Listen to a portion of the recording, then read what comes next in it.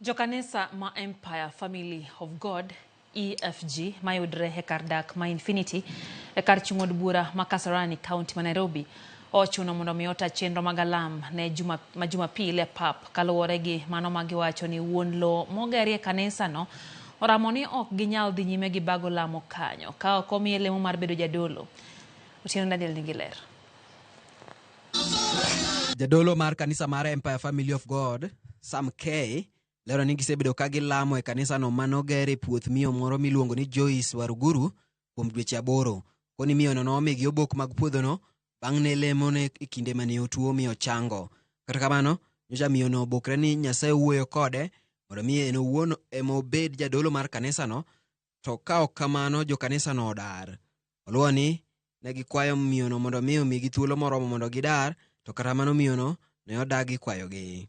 Ndipo alikuja akaniambia kwamba Mungu amemwambia kwamba sio mimi nahitajika kuhubiri mara pale, yeye ndiye anahitajika kuhubiri mara pale. Na ni lazima ningesikia venye alikuwa amesema.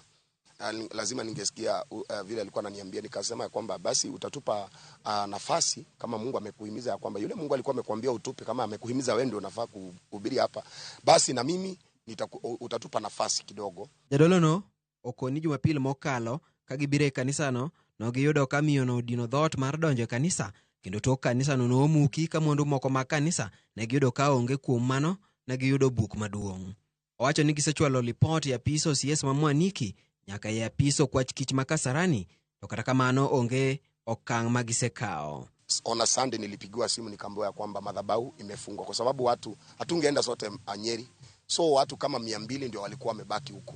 So walipoenda pale wakapata ya kwamba kanisa imechomelewa kwa mlango, hawezi ingia, hawezi kupata nafasi ya kuingia. So watu wakarudi nyumbani, kumuuliza yule mama achukui simu, kumpigia achukui simu.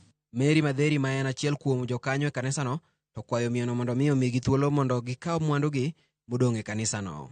So what we are saying, tunasema hivi kuhusu mama, ni vizuri shamba ni lake, but can you allow us to come in and get what is ours there? Mchanga atuguzi, we cannot go with your soil or that whatever you're saying.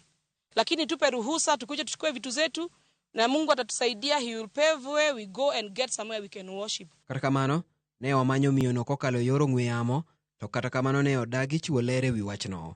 Magi timore seche matend kanisa no to koro lamo mana hema magichungo e pap.